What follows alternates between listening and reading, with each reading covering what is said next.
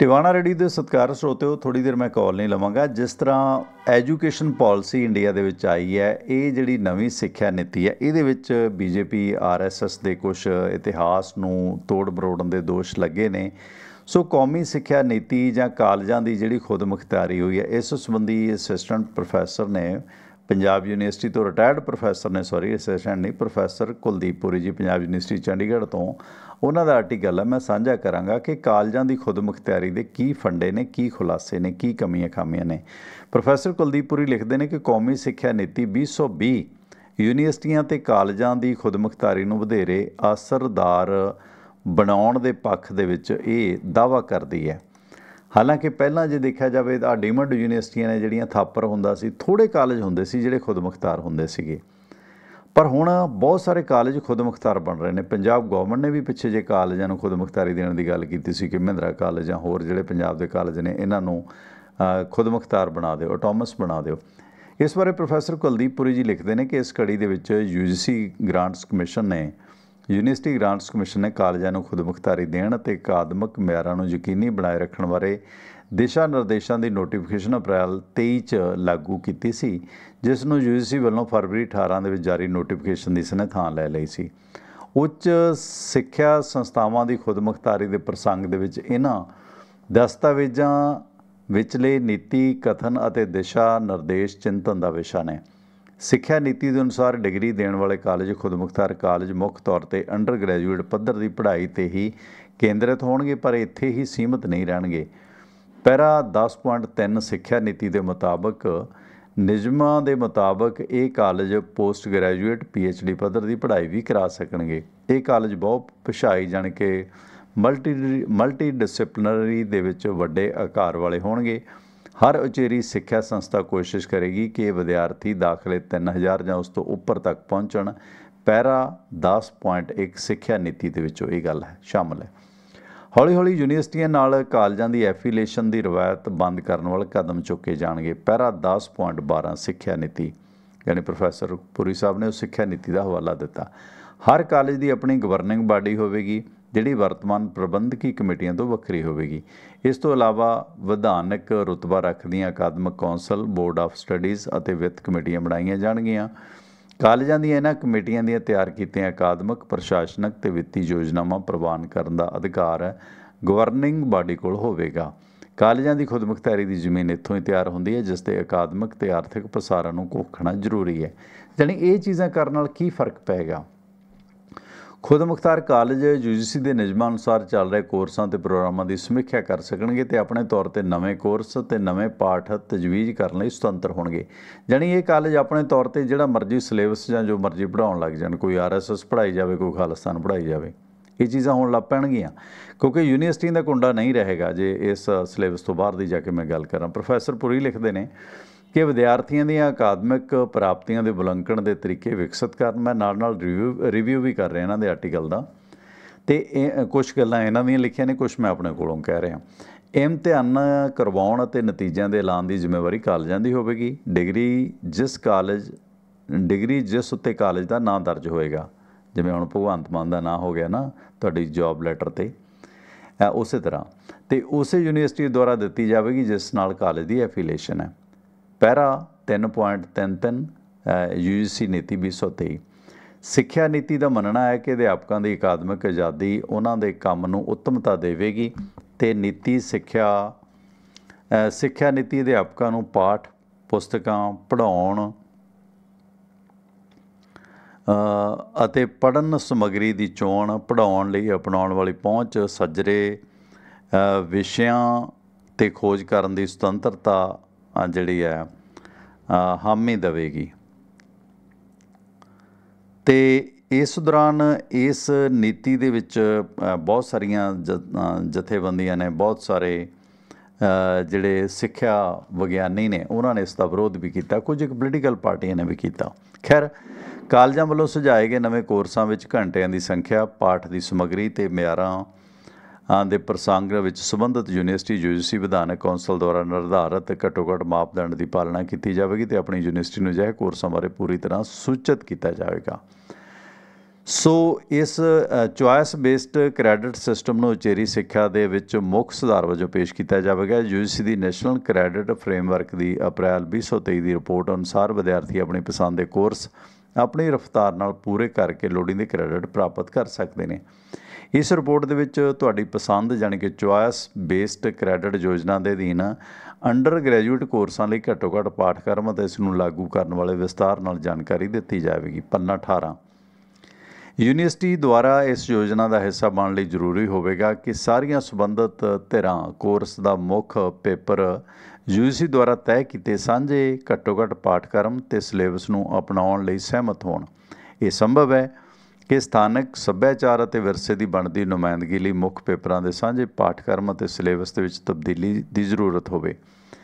ਇਸ ਸਥਿਤੀ ਦੇ ਵਿੱਚ ਤਬਦੀਲੀ ਤੈਅ ਪਾਠਕ੍ਰਮ ਦੇ 20% ਤੋਂ ਵੱਧ ਨਹੀਂ ਕੀਤੀ ਜਾ ਸਕੇਗੀ, ਯਾਨੀ 20% ਤਬਦੀਲੀ ਤੁਸੀਂ ਸਿਲੇਬਸ ਕਰ ਸਕੋਗੇ। ਇਸ ਤੋਂ ਭਾਵ ਇਹ ਹੈ ਕਿ ਸਾਰੀਆਂ ਯੂਨੀਵਰਸਿਟੀਆਂ ਦੇ ਕੋਰਸ ਦੇ ਮੁੱਖ ਪੇਪਰਾਂ ਦੇ ਵਿੱਚ 80% ਸਿਲੇਬਸ ਇੱਕੋ ਜਿਹਾ ਹੋਵੇਗਾ, 20% ਆਪਣੀ ਮਰਜ਼ੀ ਦਾ। ਹਾਲਾਂਕਿ ਮੁੱਖ ਪੇਪਰਾਂ ਤੋਂ ਛੁੱਟ ਬਾਕੀ 94 ਹੋਰ ਵਿਸ਼ਿਆਂ ਦੇ ਵਿੱਚ ਯੂਨੀਵਰਸਿਟੀ ਨੂੰ ਆਪਣੀ ਮਰਜ਼ੀ ਦਾ ਸਿਲੇਬਸ ਤਿਆਰ ਕਰਨ ਦੀ ਆਜ਼ਾਦੀ ਹੋਵੇਗੀ। ਜੇ ਆਫ ਦੀ ਰਿਕਾਰਡ ਇਸ ਤੋਂ ਜਾਇਆ ਜਾਵੇ ਡਾਕਟਰ ਸਾਹਿਬ ਦੇ ਆਰਟੀਕਲ ਤੋਂ ਬਾਹਰ, ਤਾਂ ਜਾਣੀ ਕੋਈ ਵੀਰ ਸਵਰਕਰ ਨੂੰ ਬੁਲਬੁਲ 'ਤੇ ਚੜ੍ਹਾ ਕੇ ਭੇਜੀ ਜਾਵੇ ਅਤੇ ਕੋਈ ਸਿੱਖ ਜਾਂ ਕੋਈ ਹਿੰਦੂ ਜਾਂ ਮੁਸਲਿਮ ਆਪਣਾ ਪ੍ਰਚਾਰ ਧਰਮ ਦਾ ਇਸ ਦੇ ਵਿੱਚ ਸੈੱਟ ਕਰ ਸਕੇ ਇਤਿਹਾਸ 'ਚ। ਜਾਣੀ 20% ਚੇਂਜ ਤੁਸੀਂ ਆਪਣੀ ਮਰਜ਼ੀ ਮੁਤਾਬਕ ਕਰ ਸਕਦੇ ਹੋ। ਆ ਜਿਵੇਂ ਤੁਸੀਂ ਵੇਖੋ ਕਿ ਪੰਜਾਬੀ ਯੂਨੀਵਰਸਿਟੀ ਪਟਿਆਲਾ ਨੇ GS ਦਿਓਲ ਹੋਰਾਂ ਨੇ ਇੱਕ ਕਿਤਾਬ ਸੀਗੀ ਛਾਪੀ ਭਗਤ ਸਿੰਘ ਬਾਰੇ, ਜਿਸ ਦੇ ਵਿੱਚ ਉਸ ਕਿਤਾਬ ਦੇ ਵਿੱਚ ਭਾਈ ਰਣਧੀਰ ਸਿੰਘ ਹੋਰਾਂ ਨੂੰ ਤਾਂ ਸੰਤ ਰਣਧੀਰ ਸਿੰਘ ਲਿਖਿਆ ਗਿਆ, ਪਰ ਉਸ ਕਿਤਾਬ ਦੇ ਵਿੱਚ ਪਤਾ ਕੀ ਲਿਖਿਆ ਸੀ ਕਿ ਦੇਸ਼ ਦੇ ਵਿੱਚ ਅੱਤਵਾਦੀ ਲਹਿਰਾਂ ਚੱਲੀਆਂ, ਇਹਨਾਂ ਅੱਤਵਾਦੀ ਲਹਿਰਾਂ ਦੀ ਅਗਵਾਈ ਪਤਾ ਕਿਹਨੇ ਕੀਤੀ? ਲਾਲਾ ਲਾਜਪਤ ਰਾਏ ਨੇ। ਯਾਰ ਲਾਲਾ ਬੰਦਾ, ਮਹਾਜਨ ਬੰਦਾ, ਉਹ ਅੱਤਵਾਦੀ ਲਹਿਰ ਦੀ ਅਗਵਾਈ ਕਰੂਗਾ? ਅਤੇ ਸਰਦਾਰ ਅਜੀਤ ਸਿੰਘ ਨੇ, ਭਗਤ ਸਿੰਘ ਦੇ ਚਾਚੇ ਨੇ, ਇਹ ਗੱਲ ਉਸ ਕਿਤਾਬ 'ਚ ਲਿਖੀ ਹੈ ਕਿ ਪੰਜਾਬ ਦੇ ਵਿੱਚ ਕਈ ਅੱਤਵਾਦੀ ਲਹਿਰਾਂ ਚੱਲੀਆਂ, ਇਹਨਾਂ ਅੱਤਵਾਦੀ ਲਹਿਰਾਂ ਦੀ ਅਗਵਾਈ ਲਾਲਾ ਲਾਜਪਤ ਰਾਏ ਅਤੇ ਸਰਦਾਰ ਅਜੀਤ ਸਿੰਘ ਨੇ ਕੀਤੀ, ਭਗਤ ਸਿੰਘ ਦੇ ਚਾਚਾ ਜੀ ਨੇ। ਮਤਲਬ ਇਹ ਕਿਤਾਬ 'ਚ ਲਿਖਿਆ ਹੋਇਆ। ਭਾਈ ਰਣਧੀਰ ਸਿੰਘ ਨੂੰ ਸੰਤ ਰਣਧੀਰ ਸਿੰਘ ਲਿਖਿਆ ਹੋਇਆ। ਕੀ ਕਰੋਗੇ ਤੁਸੀਂ? ਹੁਣ ਇਸ ਕਰਕੇ ਉਸ ਤਰ੍ਹਾਂ ਬਹੁਤ ਸਾਰੀਆਂ ਚੀਜ਼ਾਂ, ਕਿਸੇ ਨੇ ਗੌਂਡਸੇ ਨੂੰ ਬਰੀ ਕਰਨਾ ਅਤੇ ਕਿਸੇ ਨੇ ਗਾਂਧੀ ਨੂੰ ਬਰੀ ਕਰਨਾ, ਜਾਣੀ 20% ਤਬਦੀਲੀ ਇਸ 'ਚ ਹੋਵੇਗੀ। ਖੈਰ ਪ੍ਰੋਫੈਸਰ ਪੁਰੀ ਸਾਹਿਬ ਲਿਖਦੇ ਨੇ ਕਿ ਹਾਲਾਂਕਿ ਮੁੱਖ ਪੇਪਰਾਂ ਤੋਂ ਛੋਟ ਬਾਕੀ 94 ਅਤੇ ਹੋਰ ਵਿਸ਼ਿਆਂ ਦੇ ਵਿੱਚ ਯੂਨੀਵਰਸਿਟੀ ਨੂੰ ਆਪਣੀ ਮਰਜ਼ੀ ਦਾ ਸਿਲੇਬਸ ਤਿਆਰ ਕਰਨ ਦੀ ਆਜ਼ਾਦੀ ਹੋਵੇਗੀ। ਇਹ ਪੱਖ ਵਿਵਾਦਾਂ ਤੋਂ ਪਰੇ ਹੈ ਕਿ ਮਿਆਰ ਕਾਇਮ ਰੱਖਣ ਲਈ ਤੈਅ ਕੌਮੀ ਏਜੰਡੇ 'ਤੇ ਪੂਰਾ ਉਤਰਨਾ ਜ਼ਰੂਰੀ ਹੈ, ਲੇਕਿਨ ਕੇਂਦਰ ਪੱਧਰ 'ਤੇ ਨਿਰਧਾਰਿਤ ਪਾਠਕ੍ਰਮ ਅਤੇ ਸਿਲੇਬਸ ਨੂੰ ਅੰਸ਼ ਮਾਤਰ ਅੰਤਰ ਨਾਲ ਇਨ-ਬਿਨ ਲਾਗੂ ਕਰਨ ਦੀ ਸ਼ਰਤ ਅਕਾਦਮਿਕ ਸੁਤੰਤਰਤਾ ਦੀ ਕਸਵੱਟੀ 'ਤੇ ਖਰੀ ਨਹੀਂ ਉਤਰੇਗੀ। ਇਹ ਵਰਤਾਰਾ ਵੰਨ-ਸੁਵੰਨੇ ਸੱਭਿਆਚਾਰ ਵਿਰਸਿਆਂ ਵਾਲੇ ਮੁਲਕ ਦੇ ਵਿੱਚ ਪੜ੍ਹਾਏ ਜਾਣ ਵਾਲੇ ਪਾਠਕ੍ਰਮ ਅਤੇ ਸਿੱਖਿਆ ਸੰਸਥਾਵਾਂ ਦੀ ਵਿਲੱਖਣਤਾ ਪਛਾਣ ਦੇ ਵਿੱਚ ਅਕਾਉਣ ਵਾਲੀ ਇੱਕ ਸੂਰਤਾ ਲਿਆਉਣ ਦੇ ਤੁੱਲ ਹੈ। ਜਾਣੀ ਅਲੱਗ-ਅਲੱਗ ਹੈ, ਕੋਈ ਕਿਸੇ ਨੂੰ ਮੰਨਦਾ, ਕੋਈ ਕਿਸੇ ਨੂੰ ਮੰਨਦਾ, ਅਤੇ ਫਿਰ ਆਪਣਾ ਆਪਣਾ ਸਮਾਨ ਠੋਸਿਆ ਜਾਏਗਾ। ਜੇ ਕੋਈ ਖਾਲਿਸਤਾਨੀ ਵਿਚਾਰਧਾਰਾ ਦਾ ਆ ਗਿਆ ਉਹਨੇ ਆਪਣਾ ਠੋਕ ਦੇਣਾ, ਜੇ ਹਿੰਦੁਸਤਾਨੀ ਵਿਚਾਰਧਾਰਾ ਦਾ ਆ ਗਿਆ ਉਹਨੇ ਆਪਣਾ ਠੋਕ ਦੇਣਾ। ਜਿੱਥੇ ਕੁਛ ਪਾਕਿਸਤਾਨੀ ਵਿਚਾਰਧਾਰਾ ਭਾਰੂ ਹੈ, ਉਹਨਾਂ ਦੀਆਂ ਆਪਣੀਆਂ ਸਰਕਾਰਾਂ ਨੇ, ਉਹਨਾਂ ਨੇ ਆਪਣਾ ਠੋਕ ਦੇਣਾ। ਜਾਣੀ ਇਹ ਇਕਸਾਰਤਾ ਲਿਆਉਣ ਦੀ ਜਿਹੜੀ ਇਕਾਗਰਤਾ ਉਹ ਖਿਲਰ ਜਾਵੇਗੀ। ਭਾਰਤ ਏਕ ਧਰਮ ਅਨੇਕ ਇਹ ਹੈਗਾ, ਪਰ ਆਪਣੀ ਆਪਣੇ ਧਰਮ ਦੀ ਬੀਨ ਵੱਜੂਗੀ ਅਤੇ ਫਿਰ ਉਹ ਜਿਵੇਂ ਕਹਿੰਦੇ ਨੇ ਨਾ ਕਿ ਜੱਟ ਦਾ ਰਲੌਟਾ ਬਾਜਾ ਸਾਰਿਆਂ ਦੇ ਨਾਲ ਵੱਜੂਗਾ, ਉਹ ਨਹੀਂ ਵੱਜਣਾ। ਜਿਹੜੀ ਸਾਂਝੀਵਾਲਤਾ, ਸਭੇ ਸਾਂਝੀਵਾਲ ਸਦਾਨ ਸ਼ਾਇਦ ਉਹ ਨਾ ਰਹੇ, ਕਿਉਂਕਿ ਅੱਜ ਕੱਲ੍ਹ ਅਸੀਂ ਅਗਰੈਸਿਵ ਇੰਨੇ ਹਾਂ, ਧਰਮ ਨਾਲੋਂ ਧੜਾ ਪਿਆਰਾ, ਧੜੇ ਨਾਲੋਂ ਨਾਲ ਖੜਾ ਪਿਆਰਾ। ਇੱਥੇ ਤਾਂ ਤੁਸੀਂ ਵੇਖ ਲਓ ਕਿ ਧਰਮਾਂ 'ਚ ਧੜਿਆਂ 'ਚ ਚੱਲਦਾ। ਹਾਲਾਂਕਿ ਹਿੰਦੂ ਧਰਮ 'ਚ ਥੋੜ੍ਹੀ ਜਿਹੀ ਸਹਿਣਸ਼ੀਲਤਾ, ਸਿਆਣਪ ਹੈ, ਉਹ ਲੜਦੇ ਘੱਟ ਨੇ। ਵੈਸ਼ਨੂੰ ਵਾਲੇ ਵੈਸ਼ਨੂੰ ਨੂੰ ਮੰਨੀ ਜਾਂਦੇ ਨੇ, ਨੌਨ ਵੈਸ਼ਨੂੰ ਵਾਲੇ ਨੌਨ ਵੈਸ਼ਨੂੰ ਨੂੰ ਮੰਨੇ ਜਾਂਦੇ ਨੇ, ਵੈਜ ਨੌਨ ਵੈਜ ਸਭ ਚੱਲਦਾ। ਪਰ ਇੱਥੇ ਤਾਂ ਇੱਕ ਕਹਿਣਗੇ ਮਾਸ ਸਹੀ ਹੈ, ਇੱਕ ਕਹਿਣਗੇ ਮਾਸ ਗਲਤ ਆ। ਸਿਲੇਬਸ 'ਚ ਇਹ ਚੀਜ਼ਾਂ ਆ ਸਕਣਗੀਆਂ ਕਿਉਂਕਿ ਕਾਲਜਾਂ ਦੀ ਖੁਦ ਮੁਖਤਿਆਰੀ ਵਧੇਗੀ। ਖੈਰ ਪ੍ਰੋਫੈਸਰ ਪੁਰੀ ਸਾਹਿਬ ਲਿਖਦੇ ਨੇ ਕਿ ਇਹਨਾਂ ਖੁਦ ਮੁਖਤਿਆਰ ਕਾਲਜਾਂ ਨੂੰ ਰਾਜ ਜਾਂ ਸੰਬੰਧਿਤ ਵਿਧਾਨਕ ਕੌਂਸਲ ਦੇ ਬਣਾਏ ਮਾਪਦੰਡ ਅਨੁਸਾਰ ਆਪਣੇ ਪੱਧਰ 'ਤੇ ਫੀਸਾਂ ਤੈਅ ਕਰਨ ਦੀ ਖੁੱਲ੍ਹ ਹੋਵੇਗੀ। ਜਾਣੀ ਫੀਸ ਜਿੰਨੀ ਮਰਜ਼ੀ ਵਧਾ ਘਟਾ ਲਓ।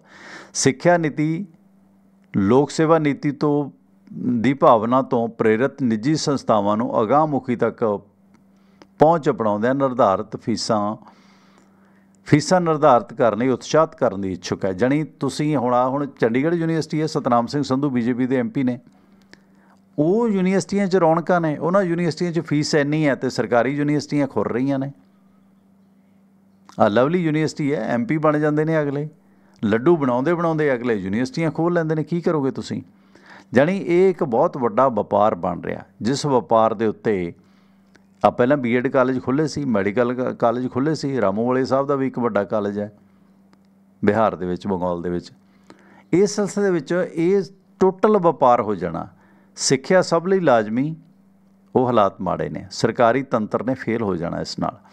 ਇਸ ਸਿਲਸਿਲੇ ਵਿੱਚ ਸਿੱਖਿਆ ਦੇ ਵਿੱਚ ਵਪਾਰਕ ਰੁਝਾਨਾਂ ਉੱਤੇ ਲਗਾਮ ਲਗਾਉਣ ਦਾ ਨਿਸ਼ਚਾ ਕਰਦਿਆਂ ਸਿੱਖਿਆ ਨੀਤੀ ਅਸਰਦਾਰ ਨਿਗਰਾਨੀ ਅਤੇ ਕਾਲਜਾਂ ਵੱਲੋਂ ਆਪਣੇ ਵਿੱਤੀ ਲੈਣ ਦੇਣ ਦੇ ਵਿੱਚ ਪਾਰਦਰਸ਼ਤਾ ਯਕੀਨੀ ਬਣਾਉਣ ਅਤੇ ਸਿੱਖਿਆ ਦੇ ਵਿੱਚ ਵਧੇਰੇ ਸਰਕਾਰੀ ਨਿਵੇਸ਼ ਦਾ ਵਾਅਦਾ ਕਰਦੀ ਹੈ, ਪਰ ਇਸ ਦੇ ਨਾਲ ਹੀ ਉਚੇਚੀ ਲਾਗਤ ਵਸੂਲੀ ਦੇ ਮੌਕੇ ਤਲਾਸ਼ਣ ਦੀ ਵੀ ਤਜਵੀਜ਼ ਰੱਖਦੀ ਹੈ। ਨਾਲ ਇਹ ਵੀ ਸ਼ਰਤ ਜੋੜ ਦਿੰਦੀ ਹੈ ਕਿ ਇਹ ਸਿੱਖਿਆ ਸੰਸਥਾਵਾਂ ਅਜਿਹਾ ਕਰਦੇ ਹੋਏ ਲੋੜਵੰਦਾਂ ਅਤੇ ਹੋਰ ਪਛੜੇ ਵਰਗਾਂ ਦੀ ਸਿੱਖਿਆ ਪ੍ਰਾਪਤੀ ਦੇ ਹਿੱਤਾਂ ਨੂੰ ਅੱਖੋਂ ਓਹਲੇ ਨਾ ਹੋਣ ਦੇਣ। ਹੁਣ ਕਹਿਣ ਨੂੰ ਤਾਂ ਇਹ ਵੀ ਸੀ ਜਿਹੜੇ ਕੌਨਵੈਂਟ ਸਕੂਲ ਨੇ ਕਿ 25% ਗਰੀਬ ਬੱਚਿਆਂ ਨੂੰ ਦਾਖਲ ਕਰੋ। ਕਿਸੇ ਗਰੀਬ ਦਾ ਬੱਚਾ ਪੜ੍ਹਦਾ ਇਹਨਾਂ ਲਗਜ਼ਰੀ ਸਕੂਲਾਂ 'ਚ? ਇਹ ਸਿਰਫ ਦਿਖਾਵਾ ਹੈ। ਇਸ ਨੇ ਸਿੱਖਿਆ ਨੂੰ ਆਮ ਲੋਕਾਂ ਤੋਂ ਬਹੁਤ ਦੂਰ ਕਰ ਦੇਣਾ। ਸਿੱਖਿਆ ਦੇਣਾ ਸਰਕਾਰਾਂ ਦਾ ਜੋ ਇਸ ਮੁਲਕ 'ਚ ਫਰਜ਼ ਸੀ ਉਹ ਖਤਮ ਹੋ ਜਾਣਾ। ਪ੍ਰਾਈਵੇਟ ਸੰਸਥਾਵਾਂ ਵਧਣਗੀਆਂ ਅਤੇ ਸਰਕਾਰੀ ਸੰਸਥਾਵਾਂ ਘਟਣਗੀਆਂ। ਉੱਥੇ ਅਧਿਆਪਕਾਂ ਦਾ ਵੀ ਸ਼ੋਸ਼ਣ ਹੋਏਗਾ। ਹੁਣ ਯੂਨੀਵਰਸਿਟੀ ਗ੍ਰਾਂਟਸ ਕਮਿਸ਼ਨ ਨੇ ਪ੍ਰੋਫੈਸਰ ਮਨਮੋਹਨ ਸਿੰਘ ਹੋਰਾਂ ਨੇ ਪ੍ਰੋਫੈਸਰਾਂ ਦੀ ਤਨਖਾਹ ਕਿੰਨੀ ਵਧਾ ਦਿੱਤੀ ਸੀ, ਅਤੇ ਪ੍ਰਾਈਵੇਟ ਵਾਲੇ ਕੀ ਦਿੰਦੇ ਆ? ਦਿਹਾੜੀ ਜੋਗੇ ਪੈਸੇ ਵੀ ਨਹੀਂ ਦਿੰਦੇ। 16 ਹਜ਼ਾਰ ਤੇ PhD ਵਾਲੇ ਕੰਮ ਕਰਦੇ ਆ, ਤੇਲ ਪੂਰਾ ਨਹੀਂ ਹੁੰਦਾ। ਇਸੇ ਤਰ੍ਹਾਂ ਕੌਨਵੈਂਟ ਸਕੂਲਾਂ ਦਾ ਹਾਲਾਤ ਹੈ, ਫੀਸਾਂ ਇੰਨੀਆਂ ਅਤੇ ਅਧਿਆਪਕਾਂ ਦੀ ਤਨਖਾਹ ਚਪੜਾਸੀਆਂ ਤੋਂ ਵੀ ਘੱਟ ਹੈ। ਆ ਪਿੱਛੇ ਜਿਹੇ ਸੁੱਖੂ ਸਰਕਾਰ, ਇੱਕ ਭਾਜਪਾ ਵਾਲਾ ਵੀਰ ਕਹਿੰਦਾ ਨਿੰਦਦੇ ਨਹੀਂ, ਉੱਤੇ ਖਬਰ ਵੀ ਲਾਈ ਸੀ ਕਿ ਉੱਥੇ PN ਦੀ ਤਨਖਾਹ 3 ਗੁਣਾ ਅਤੇ ਪ੍ਰੋਫੈਸਰ ਦੀ 10,000, PN ਦੀ 30,000। ਇੱਕ ਐਡਵਰਟਾਈਜ਼ ਆਈ ਸੀ ਹਿਮਾਚਲ ਦੇ ਵਿੱਚ। PN ਦਾ ਆਪਣਾ ਰੁਤਬਾ ਹੈ, ਪ੍ਰੋਫੈਸਰ ਦਾ ਆਪਣਾ ਰੁਤਬਾ ਹੈ। ਖੈਰ, ਇਸ ਸਿਲਸਿਲੇ ਦੇ ਵਿੱਚ ਇੱਕ ਸਿਧਾਂਤਕ ਤੌਰ 'ਤੇ ਸਿੱਖਿਆ ਨੂੰ ਮੁਨਾਫੇ ਵਾਲਾ ਧੰਦਾ ਨਹੀਂ ਮੰਨਿਆ ਜਾਂਦਾ, ਪਰ ਹਕੀਕਤ ਇਹ ਹੈ ਕਿ ਨਿੱਜੀ ਅਦਾਰੇ ਵੀ ਮੁਨਾਫੇ ਦੀ ਖਿੱਚ ਰੱਖਦੇ ਨੇ। ਇਹ ਬਿਜ਼ਨਸ ਹੈ। ਹੁਣ ਤਾਂ ਸਰਕਾਰੀ ਕਾਲਜਾਂ ਨੂੰ ਵੀ ਵਿੱਤੀ ਆਤਮ ਨਿਰਭਰ ਦੇ ਨਾਂ 'ਤੇ ਸਿਰਾ ਤੋਰ ਲਿਆ ਗਿਆ ਕਿ ਭਾਈ ਆਪਣਾ ਸਿਰਾ ਆਪ ਗੁੰਦੋ। ਪੰਜਾਬੀ ਯੂਨੀਵਰਸਿਟੀ ਦਾ ਹਾਲਾਤ ਵੇਖ ਲਓ, ਕਿੱਡੇ ਬਿਗ ਟੋਏ ਨੇ ਸੜਕਾਂ 'ਤੇ। ਭਾਰਤ ਸਰਕਾਰ ਦੇ ਆਰਥਿਕ ਸਰਵੇ 2023-24 ਦੇ ਅੰਕੜਿਆਂ ਦੇ ਮੁਤਾਬਕ ਇਸ ਵੇਲੇ ਸਿੱਖਿਆ ਉੱਤੇ ਹੋਣ ਵਾਲਾ ਖਰਚ ਮੁਲਕ ਦੀ GDP ਦਾ 2.7 ਹੈ ਅਤੇ ਲਗਭਗ ਅੱਧੀ ਸਦੀ ਤੋਂ ਟੀਚਾ 6% ਤੱਕ ਪਹੁੰਚਣ ਦਾ ਰਿਹਾ। ਜਾਣੀ ਮੁਲਕ ਦੀ ਜਿੰਨੀ GDP ਹੈ ਉਹਦੇ 2 ਰੁਪਈਏ 70 ਪੈਸੇ ਖਰਚ ਕਰਦੇ ਹਾਂ ਉਹ ਤੋਂ ਅਸੀਂ ਸਿੱਖਿਆ 'ਤੇ। ਅੱਧੀ ਸਦੀ ਤੋਂ ਇਸ ਨੂੰ 6 ਰੁਪਈਏ ਬਣਾਉਣ ਦੀ ਕੋਸ਼ਿਸ਼ ਹੈ ਕਿ ਜੇ 100 ਰੁਪਈਏ GDP ਹੈ ਤਾਂ 6 ਰੁਪਈਏ ਪੜ੍ਹਨ ਪੜ੍ਹਾਉਣ 'ਤੇ ਲਾਈਏ। 2.7 ਤੋਂ ਅਸੀਂ 6 ਤੱਕ ਨਹੀਂ ਲਿਜਾ ਸਕੇ 50 ਸਾਲਾਂ 'ਚ। ਹੁਣ 2.7 ਵੀ ਨਹੀਂ ਰਹਿਣਾ, ਕਿਉਂਕਿ ਇਹਨਾਂ ਤਾਂ ਗਲੋਂ ਗਲਾਵਾਂ ਲਾ ਦਿੱਤਾ ਨਾ ਮੋਦੀ ਸਾਹਿਬ ਨੇ, ਤਾਂ ਉਹਦੀਆਂ ਤਾਂ ਆਪਣੀਆਂ ਡਿਗਰੀਆਂ ਦਾ ਨਹੀਂ ਪਤਾ। ਸੋ ਇਸ ਸਿਲਸਿਲੇ ਦੇ ਵਿੱਚ ਵਿੱਤੀ ਵਸੀਲਿਆਂ ਦੀ ਤੰਗੀ ਕਰਕੇ ਇਸ ਘਾਟ ਨੂੰ ਪੂਰਨ ਕਰਨ ਲਈ ਸਮਾਜਿਕ ਜ਼ਿੰਮੇਵਾਰੀ ਅਧੀਨ ਨਿੱਜੀ ਕਾਰਪੋਰੇਟ ਜਗਤ ਦੀ ਹਿੱਸੇਦਾਰੀ ਵਧੀ ਹੈ। ਲੇਕਿਨ ਕਾਰਪੋਰੇਟ ਜਗਤ ਦਾ ਨਿਵੇਸ਼ ਮੁੱਖ ਤੌਰ 'ਤੇ ਮੁਲਕ ਦੇ ਉਹਨਾਂ ਖੇਤਰਾਂ ਦੇ ਆਲੇ ਦੁਆਲੇ ਸੀਮਤ ਰਿਹਾ ਜਿੱਥੇ ਵਿਦਿਅਕ ਅਦਾਰਿਆਂ ਦੇ ਵੱਡੇ ਦਫ਼ਤਰ ਨੇ। ਪਛੜੇ ਹੋਏ ਇਲਾਕਿਆਂ ਦੇ ਵਿੱਚ ਨਿਵੇਸ਼ ਮੁਕਾਬਲਤਨ ਘੱਟ ਹੋਇਆ। ਸਿੱਖਿਆ ਨੀਤੀ ਦੇ ਪੈਰਾ 7.14 ਆਰਥਿਕ ਸਰਵੇ 2023-24 'ਚ ਇਹ ਗੱਲ ਲਿਖੀ ਹੈ ਪ੍ਰੋਫੈਸਰ ਪੁਰੀ ਸਾਹਿਬ ਦੇ ਹਵਾਲੇ ਨਾਲ। ਇੱਥੇ ਤੱਥ ਸਪਸ਼ਟ ਹੁੰਦਾ ਹੈ ਕਿ ਪਛੜੇ ਖੇਤਰਾਂ ਅਤੇ ਲੋੜਵੰਦ ਵਿਅਕਤੀਆਂ ਲਈ ਸਿੱਖਿਆ ਦੇ ਮੌਕੇ ਮੁਹੱਈਆ ਕਰਾਉਣੇ ਸਰਕਾਰੀ ਨਿਵੇਸ਼ ਤੋਂ ਬਿਨਾਂ ਹੋਰ ਕੋਈ ਕਾਰਗਰ ਚਾਰਾ ਨਹੀਂ ਹੈ। ਸਰਕਾਰ ਦੀ ਮਦਦ ਤੋਂ ਬਿਨਾਂ ਪਛੜੇ ਇਲਾਕੇ ਅਤੇ ਲੋੜਵੰਦਾਂ ਨੂੰ ਸਿੱਖਿਅਤ ਨਹੀਂ ਕਰ ਸਕਦੇ। ਇਸ ਸਬੰਧ ਦੇ ਵਿੱਚ ਪ੍ਰਾਈਵੇਟ ਨਿਵੇਸ਼ ਉੱਤੇ ਵੱਡਾ ਭਰੋਸਾ ਕਰਨਾ ਲਾਹੇਵੰਦ ਜਾਂ ਸਿਆਣਪ ਨਹੀਂ ਹੈ। ਉਚੇਰੀ ਸਿੱਖਿਆ 2021-22 ਦੇ ਕੌਮੀ ਸਰਵੇ ਦੇ ਮੁਤਾਬਕ ਪੰਜਾਬ ਦੇ 80.23% ਕਾਲਜ ਪਹਿਲਾਂ ਹੀ ਨਿੱਜੀ ਪ੍ਰਬੰਧਾਂ 'ਚ ਨੇ। ਜਾਣੀ ਪੰਜਾਬ ਦੇ 80% ਕਾਲਜ ਪਹਿਲਾਂ ਹੀ ਪ੍ਰਾਈਵੇਟ ਨੇ। ਸਿੱਖਿਆ ਨੀਤੀ ਦੇ ਅਮਲ ਸਦਕਾ ਮੌਜੂਦਾ ਕਾਲਜਾਂ ਨੂੰ ਵੱਡੇ ਆਕਾਰ ਵਾਲੇ ਬਹੁ-ਭਾਸ਼ਾਈ ਕਾਲਜਾਂ ਦੇ ਵਿੱਚ ਤਬਦੀਲ ਕਰਨਾ ਜਾਂ ਅਜਿਹੇ ਨਵੇਂ ਕਾਲਜ ਉਸਾਰਨ ਲਈ ਵਧੇਰੇ ਸਰਮਾਏ ਦੀ ਲੋੜ ਹੋਵੇਗੀ। ਜੇ ਲਾਗਤ ਵਧੇਰੇ ਹੋਵੇਗੀ ਤਾਂ ਉਸ ਦੀ ਵਸੂਲੀ ਵੀ ਭਾਰੀ ਹੋਵੇਗੀ, ਉਸੇ ਅਨੁਪਾਤ ਨਾਲ ਫੀਸਾਂ ਵਧਣਗੀਆਂ। ਇਹ ਯਕੀਨ ਕਰਨਾ ਮੁਸ਼ਕਿਲ ਹੈ ਕਿ ਵਾਜਬ ਅਤੇ ਉਚੇਰੀ ਲਾਗਤ ਵਸੂਲੀ ਵੱਲ ਤੁਰਨ ਦੀ ਤ੍ਰਿਸ਼ਨਾ ਫੀਸਾਂ ਦੇ ਨਿਰਧਾਰਨ ਉੱਤੇ ਅਸਰਅੰਦਾਜ਼ ਨਹੀਂ ਹੋਵੇਗੀ। ਫਿਰ ਵੀ ਫਿਕਰ ਫਿਰ ਵੀ ਬੇਸਬਬ ਨਹੀਂ ਹੈ ਕਿ ਸਿੱਖਿਆ ਸੰਸਥਾਵਾਂ ਵੱਲੋਂ ਆਰਥਿਕ ਤੇ ਸਮਾਜਿਕ ਪੱਖੋਂ ਪਛੜੇ ਲੋਕਾਂ ਪ੍ਰਤੀ ਜ਼ਿੰਮੇਵਾਰੀਆਂ ਨਿਭਾਉਣ ਦੀ ਉਮੀਦ ਮੱਧਮ ਪੈ ਜਾਏਗੀ। ਜਦੋਂ ਪਹਿਲਾਂ ਹੀ 80.23% ਜਾਣੀ ਕਿ 80% ਕਾਲਜ ਪ੍ਰਾਈਵੇਟ ਨੇ ਤਾਂ ਫਿਰ ਕੀ ਹੋਏਗਾ। ਖੈਰ ਇਹਦੇ 'ਚ ਮੇਰਾ ਆਪਣਾ ਵਿਚਾਰ ਹੈ ਕਿ ਜਿਸ ਤਰ੍ਹਾਂ ਭਗਵੰਤ ਮਾਨ ਪੰਜਾਬੀ ਯੂਨੀਵਰਸਿਟੀ ਨੇ ਉਹਨੂੰ ਇਸ ਮੁਕਾਮ 'ਤੇ ਪਹੁੰਚਾਇਆ, ਕਿੰਨੇ ਨੇਤਾ ਨੇ ਪੰਜਾਬ ਯੂਨੀਵਰਸਿਟੀ 'ਚੋਂ ਪੜ੍ਹ ਕੇ ਅੱਜ ਏਡੇ ਉੱਚੇ ਤਖ਼ਤਾਂ 'ਤੇ ਬੈਠੇ ਨੇ, ਪਰ ਕਦੇ ਇਹਨਾਂ ਨੇ ਇਹਨਾਂ ਸੰਸਥਾਵਾਂ ਬਾਰੇ ਸੋਚਿਆ? ਹਰਗਿਜ਼ ਨਹੀਂ। ਹੁਣ ਸਕੂਲਾਂ 'ਚ ਜਾ ਕੇ ਪਹਿਲਾਂ ਪਰਸੋਂ ਭਗਵੰਤ ਮਾਨ ਜੀ ਬੱਚਿਆਂ ਦੀਆਂ ਕਲਾਸਾਂ ਲੈ ਰਹੇ ਨੇ ਅਤੇ ਕੱਲ੍ਹ ਗੁਲਾਬ ਚੰਦ ਕਟਾਰੀਆ ਜੀ ਪਹੁੰਚ ਗਏ। ਤੁਹਾਡਾ ਇਹ ਕੰਮ ਹੈ, ਇਹ ਕੰਮ ਪ੍ਰੋਫੈਸਰਾਂ ਦਾ, ਪ੍ਰੋਫੈਸਰ ਪੁਰੀ ਸਾਹਿਬ ਜਾਂ ਹੋਰ ਲੋਕਾਂ ਦਾ, ਪਰ ਉਹਨਾਂ ਨੂੰ ਇਹ ਚੀਜ਼ਾਂ ਕਿਉਂਕਿ ਰਿਟਾਇਰਡ ਨੇ ਉਹਨਾਂ ਨੇ ਲਿਖਿਆ, ਇਸ 'ਤੇ ਗੌਰ ਫਰਮਾਉਣ ਦੀ ਜ਼ਰੂਰਤ ਹੈ। ਐਜੂਕੇਸ਼ਨ ਆਮ ਲੋਕਾਂ ਕੋਲੋਂ ਖੁੱਸ ਜਾਣੀ ਹੈ ਅਤੇ ਫਿਰ ਇੱਥੇ ਦਿਹਾੜੀਦਾਰ ਮਜ਼ਦੂਰ ਹੀ ਪੈਦਾ ਹੋਣਗੇ। ਇੱਥੇ ਫਿਰ ਚਾਹ ਵਾਲੇ ਪ੍ਰਧਾਨ ਮੰਤਰੀ ਨਹੀਂ ਬਣਨਗੇ। ਉਹ ਪਹਿਲਾ ਸਮਾਂ ਸੀ ਜੇ ਰਾਸ ਆ ਗਿਆ ਕਿਸੇ ਦੇ। ਕੌਨਵੈਂਟ ਸਕੂਲਾਂ ਵਾਲੇ ਬਾਹਰੋਂ ਪੜ੍ਹ ਕੇ ਆਏ ਹੀ ਦੇਸ਼ ਨੂੰ ਚਲਾਉਣਗੇ। UGC ਦੀਆਂ 2018 ਦੀਆਂ ਨੋਟੀਫਿਕੇਸ਼ਨਾਂ ਵਿਚਲੀਆਂ ਦੋ ਮਹੱਤਵਪੂਰਨ ਮੱਦਾਂ 2023 ਦੀ ਨੋਟੀਫਿਕੇਸ਼ਨ ਦੇ ਵਿੱਚ ਸ਼ਾਮਲ ਨਹੀਂ ਹੈ। ਪਿਛਲੀ ਨੋਟੀਫਿਕੇਸ਼ਨ ਦੇ ਵਿੱਚ ਕਿਹਾ ਗਿਆ ਸੀ ਕਿ ਕਾਲਜ ਖੁਦਮੁਖਤਾਰ ਕਾਲਜ ਦੇ ਵਿੱਚ ਠੇਕਾ ਆਧਾਰਿਤ ਫੈਕਲਟੀ ਦੀ ਗਿਣਤੀ ਕਾਲਜ ਦੇ ਵਿੱਚ ਪ੍ਰਵਾਨਿਤ ਫੈਕਲਟੀ ਅਹੁਦਿਆਂ ਦੀ ਕੁੱਲ ਸੰਖਿਆ ਦੇ 10 ਤੋਂ ਵੱਧ ਨਹੀਂ ਹੋਣੀ ਚਾਹੀਦੀ। ਜਾਣੀ ਠੇਕੇ 'ਤੇ ਜਿਹੜੇ ਅਧਿਆਪਕ ਨੇ ਕੁੱਲ ਅਧਿਆਪਕਾਂ ਦਾ 10% ਤੋਂ ਵੱਧ ਨਹੀਂ ਹੋਣੇ ਚਾਹੀਦੇ। ਹੁਣ ਇਹ ਮੱਦ ਹਟਾ ਦੇਣ ਨਾਲ ਕਾਲਜਾਂ ਨੂੰ ਖੁੱਲ੍ਹ ਦੇਣਾ ਹੈ, ਉਹ ਚਾਹੇ ਸਾਰੇ ਅਧਿਆਪਕ ਹੀ ਠੇਕੇ 'ਤੇ ਰੱਖ ਲੈਣ। ਕਮਾਲ ਦੇਖੋ ਤੁਸੀਂ, ਜਾਣੀ 2018 ਦੇ ਯੂਨੀਵਰਸਿਟੀ ਗ੍ਰਾਂਟਸ ਕਮਿਸ਼ਨ ਦੇ ਜਿਹੜਾ ਕਾਨੂੰਨ ਸੀ ਕਿ ਜੇ ਕਾਲਜ 'ਚ 100 ਪ੍ਰੋਫੈਸਰ ਨੇ ਤਾਂ ਤੁਹਾਨੂੰ 90 ਪੱਕੇ ਰੱਖਣੇ ਹੋਣਗੇ, 10 ਤੁਸੀਂ ਠੇਕੇ 'ਤੇ ਰੱਖ ਲਓ ਕੰਟਰੈਕਟ 'ਤੇ। ਪਰ ਹੁਣ ਨਵੀਂ ਨੀਤੀ 'ਚ ਇਹ ਮੱਦ ਹਟਾ ਦਿੱਤੀ ਹੈ ਕਿ ਤੁਸੀਂ 100 ਦੇ 100 ਹੀ ਠੇਕੇ 'ਤੇ ਰੱਖ ਲਓ।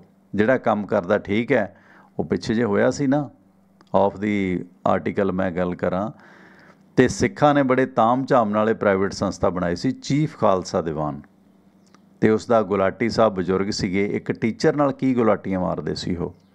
ਉੱਥੇ ਟੀਚਰਾਂ ਦਾ, ਅਧਿਆਪਕਾਂ ਦਾ ਬੇਹੱਦ ਜਿਸਮਾਨੀ ਅਤੇ ਸਰੀਰਕ ਸ਼ੋਸ਼ਣ ਵੀ ਹੋਣਾ। ਤੁਹਾਨੂੰ ਕੰਪਰੋਮਾਈਜ਼ ਕਰਨੇ ਪੈਣੇ ਨੇ, ਤੁਹਾਨੂੰ ਆਪਣੀ ਔਕਾਤ ਜਾਂ ਸਮਰੱਥਾ ਤੋਂ ਬਾਹਰ ਜਾ ਕੇ ਸੇਵਾਵਾਂ ਦੇਣੀਆਂ ਪੈਣੀਆਂ ਨੇ।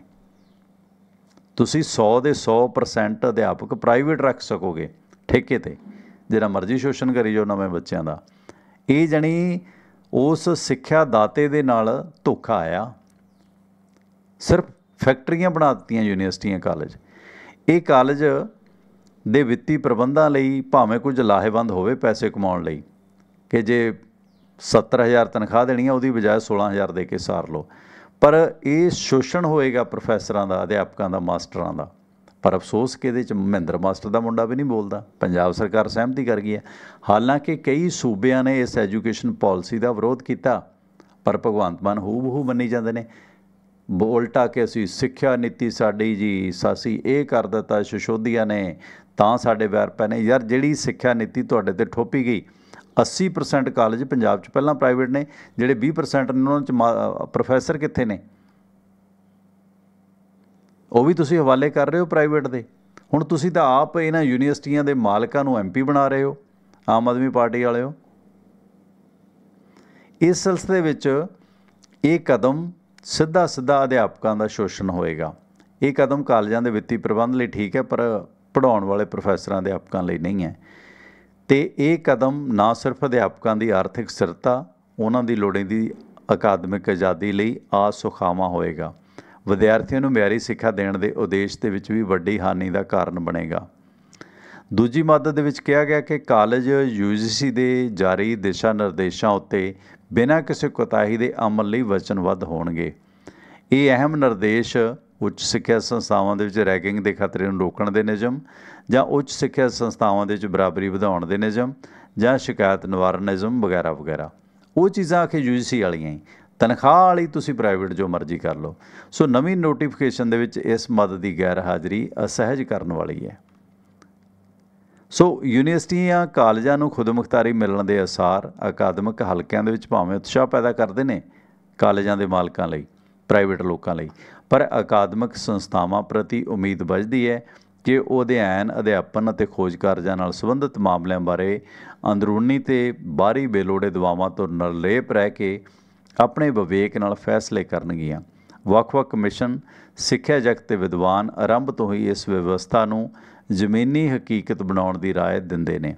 ਸਿੱਖਿਆ ਨੀਤੀ ਅਤੇ UGC ਵੱਲੋਂ ਉਚੇਰੀ ਸਿੱਖਿਆ ਸੰਸਥਾਵਾਂ ਦੀ ਖੁਦਮੁਖਤਾਰੀ ਲਈ ਜਾਰੀ ਦਿਸ਼ਾ ਨਿਰਦੇਸ਼ ਕੁਝ ਵੱਖਰੇ ਸੰਕੇਤ ਮਿਲਦੇ ਨੇ। ਹਾਲਾਂਕਿ ਬੜੇ ਸੌਫਟ ਤਰੀਕੇ ਨਾਲ ਗੱਲ ਕੀਤੀ ਹੈ ਰਿਟਾਇਰਡ ਪ੍ਰੋਫੈਸਰ ਨੇ, ਪ੍ਰੋਫੈਸਰ ਕੁਲਦੀਪ ਪੁਰੀ, ਪੰਜਾਬ ਯੂਨੀਵਰਸਿਟੀ ਚੰਡੀਗੜ੍ਹ ਤੋਂ, ਜਿਨ੍ਹਾਂ ਦਾ ਨੰਬਰ ਹੈ 98729 44552 9872944552।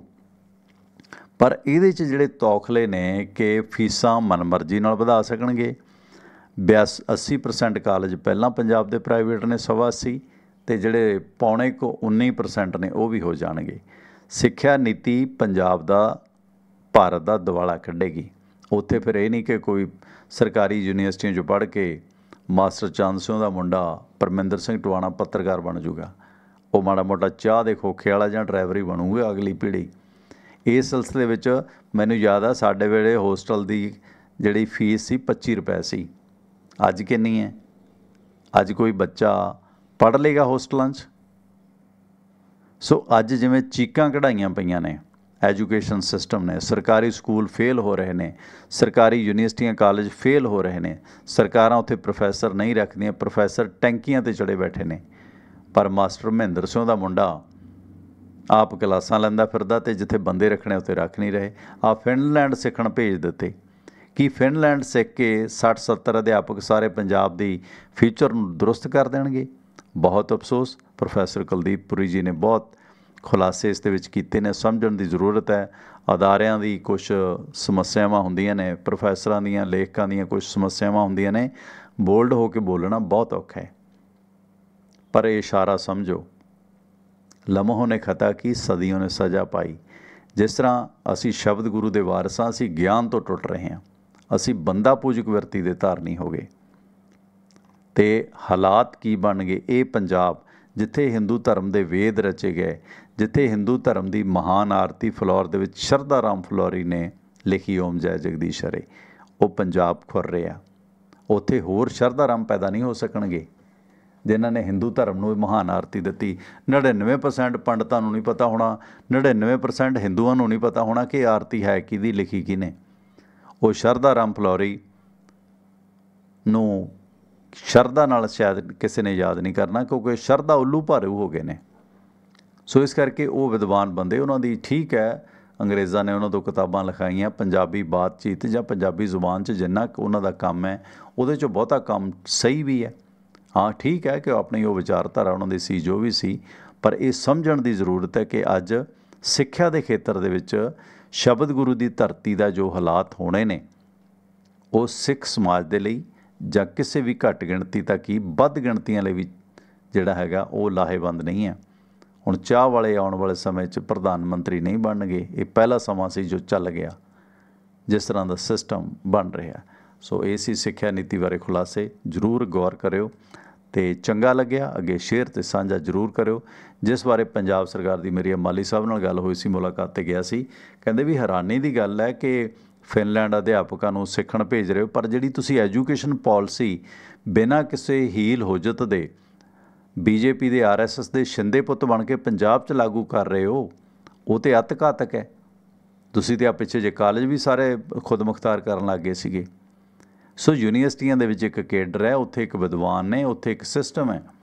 ਹਾਲਾਂਕਿ ਉੱਥੇ ਵੀ ਬਹੁਤੇ ਰਜਿਸਟਰਾਰ, ਵਾਈਸ ਚਾਂਸਲਰ ਉਹ RSS ਜਾਂ ਸਰਕਾਰੀ ਛਤਰਛਾਇਆ ਹੇਠ ਲੱਗਦੇ ਨੇ।